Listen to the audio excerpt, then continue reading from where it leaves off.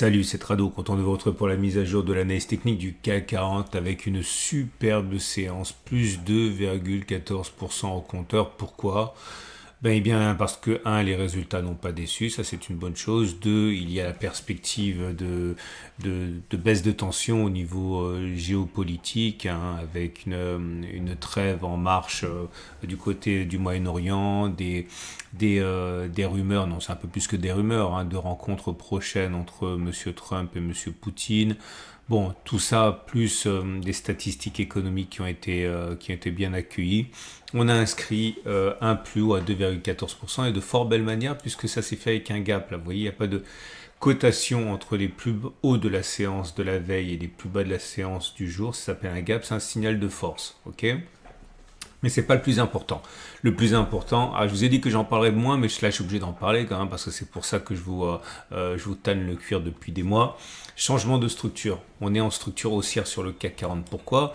Parce que on avait une structure baissière avec des pics et des creux qui étaient descendants. Puis à partir du moment où on a inscrit ce pic-là, on avait une structure neutre puisqu'on avait des pics qui étaient ascendants mais des creux qui étaient descendants. Et maintenant qu'on a inscrit un nouveau plus haut par rapport à celui-là, on a le droit à la fois de valider ce point haut et également de valider ce point bas. Et on est en structure haussière pour le CAC 40 avec maintenant des pics et des creux qui sont ascendants. Ça ne veut rien dire de plus, hein. Jusqu'où ça va aller. Bon, on ne sait pas, hein. Si on le savait, la bourse n'existerait pas, si on était d'accord. Mais ce qui est certain, c'est que on peut envisager de monter a priori jusqu'à la prochaine résistance tracée sur une unité de temps supérieure. Ça veut dire quoi? Si vous regardez les données hebdomadaires, eh bien, jusqu'à preuve du contraire, on devrait viser, eh bien, je l'ai dit, la résistance tracée sur une unité de temps supérieure, c'est celle-là. Ça ne veut pas dire qu'on va y aller. Mais là, vous voyez, on avait une séquence baissière qui nous a amené jusqu'où? Jusqu'au support tracé sur une unité de temps inférieure, enfin supérieure. Regardez ici. Une fois que la tendance était marquée à la baisse avec des pics et des creux qui étaient descendants. Désolé, je sais qu'il y en a qui vont dire ouais, on en a marre de tes structures, etc. Mais c'est important parce que vous voyez, si on n'avait pas gardé l'idée des structures en tête, on se faisait, on va dire, pardonnez-moi, balader par les variations qui étaient finalement anecdotiques par rapport à la structure. Et là, vous voyez jusqu'où la baisse est allée, et ben jusqu'au support tracé sur une unité de temps supérieure, qui était cette zone grise. Bon, bref, vous l'avez compris, c'est pas mal cette histoire.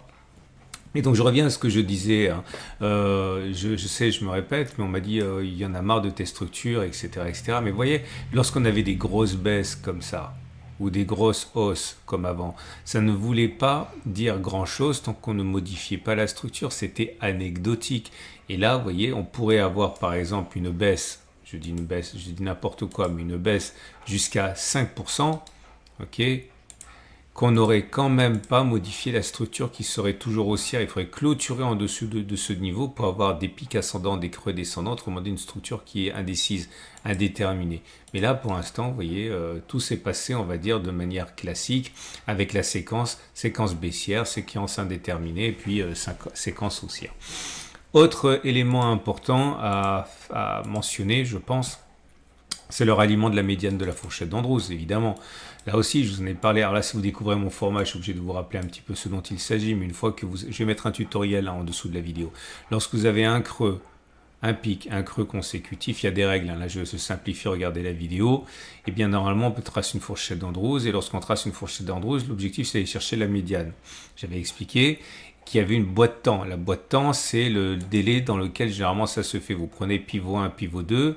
La distance pivot 2, pivot 3, vous regardez le plus gros des espaces, c'est celui-là naturellement, et ça vous donne, vous reportez ça de l'autre côté du pivot 3, et ça vous donne une boîte de temps. Et vous voyez, on a respecté la boîte de temps, on est allé chercher la médiane. Donc ça, c'est super, parce que encore une fois, commencez pas à imaginer que ça fonctionne tout le temps, hein. Ça fonctionne plus souvent que ça n'échoue, c'est déjà ça. Mais ça a été rallié. Et puis également, Cocorico, enfin non, pas Cocorico, Banzai ou ce que vous voulez pour l'Ishimoku, puisque l'objectif a également été rallié. J'enlève la Tenkan et la Kijun parce que ça ne m'intéresse pas ici. L'idée, c'est qu'on avait la stratégie que je vous ai proposée du twist du nuage, c'est-à-dire qu'une fois qu'on a le twist, on prend la distance reportée entre les plus bas et le twist reporté par-delà. Et j'ai dit que c'était généralement rallié, plus souvent que l'inverse. Donc c'était simple, hein. Il s'agissait de prendre la distance entre ce point-là et ce point-là, de reporter ça par-delà Et vous voyez, l'objectif a été touché aujourd'hui. Ou alors, ça je vous le dis tout de suite parce que c'est plus rapide, vous prenez Fibonacci, vous mettez 50% sur le twist, ça revient exactement au même. Et l'objectif a été rallié également. Ok? Donc ça, je suis content parce que vous voyez que ça peut vraiment vous aider. Donc à part ça, il n'y a plus qu'à se laisser, on va dire, porter. On ne sait pas jusqu'où ça va aller. Je vous expliquais que normalement, l'objectif, c'est d'aller chercher le support, la résistance sur l'unité de temps supérieure. Alors là, par contre, vous savez, il y en a qui utilisent la médiane, c'est la fourchette d'Andrews pour aller viser ça. Ok, ou ils considèrent que ça devient support maintenant. Bon, à titre personnel, ça m'intéresse pas. Ok, je me suis rendu compte que sur le CAC 40, ça fonctionnait pas vraiment. Donc moi, j'utilise pour les médianes et pour les refus de médiane. La médiane a été touchée. On peut le laisser, mais ça m'intéresse pas vraiment. C'est pas très, je trouve, très très efficace. Et puis bien sûr, toujours des supports intermédiaires. On veut-tu, on voilà. Par exemple, il y a celui-là, évidemment. Ok. Ça sera une première difficulté. J'ai testé pour vous quelque chose qui pourrait vous intéresser.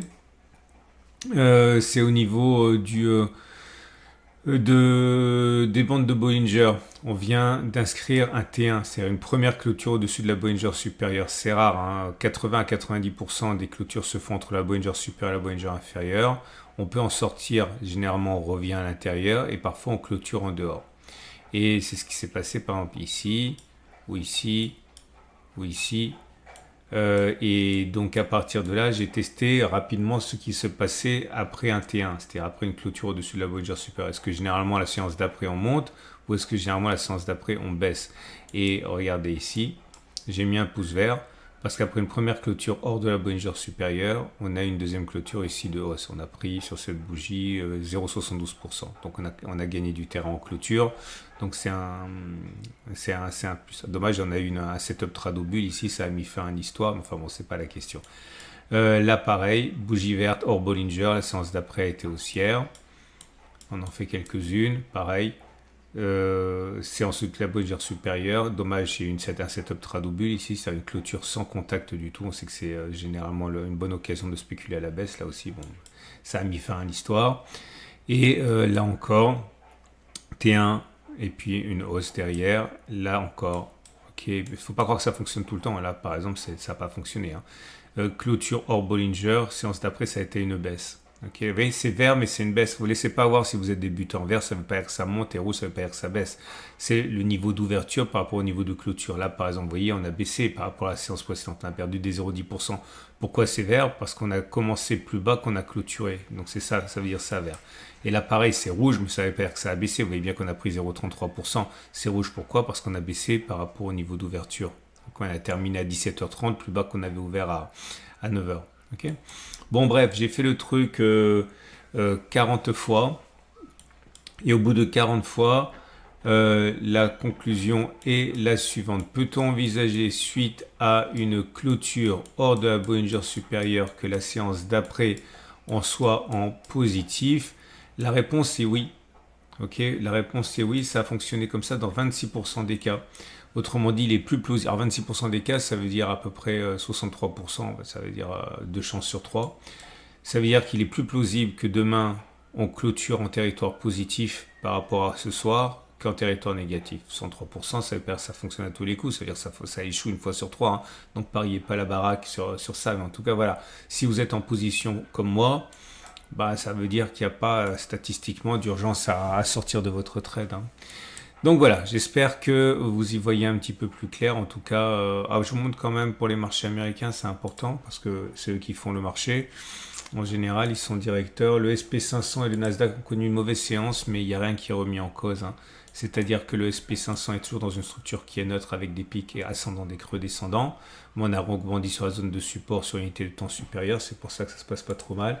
Et le Nasdaq, c'est pareil, un support et creux descendant, tendance baissière, structure baissière, oui, mais on est venu toucher une zone de support sur l'unité de temps supérieure.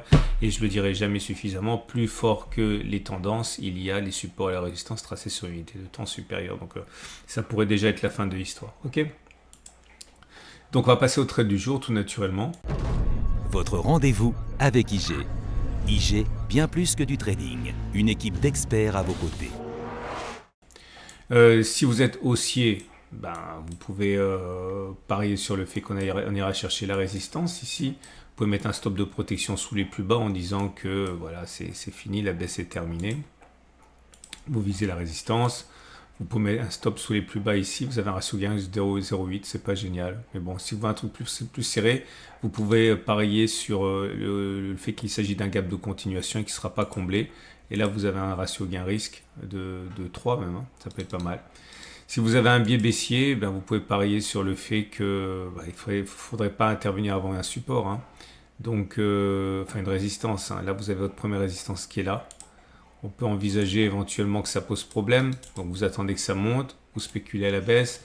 Vous mettez un objectif qui serait par exemple le comblement du gap. C'est bien, c'est commerçant ça. Comblement du gap, stop de protection au-dessus de la résistance vers un second reste à 2. C'est pas mal aussi. Voilà, il y a plein de choses qui vous attendent selon les communautés de la chaîne YouTube, notamment une petite étude sur faut-il investir dans les petites capitalisations. Il y a également d'autres choses. Je vous invite à regarder dans les communautés de la chaîne YouTube ou sur ma chaîne. Excellente journée. À demain pour la mise à jour.